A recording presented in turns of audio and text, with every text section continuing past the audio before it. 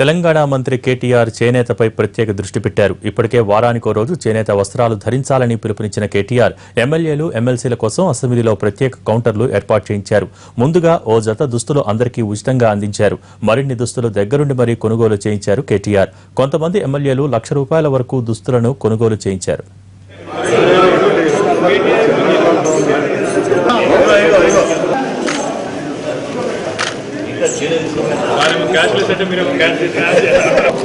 అదే ఇది ఒక అనుమతిలో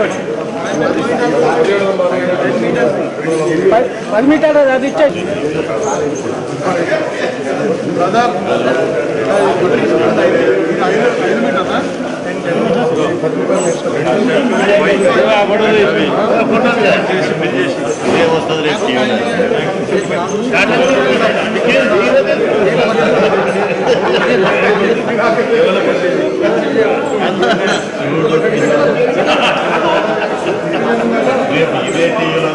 బాబు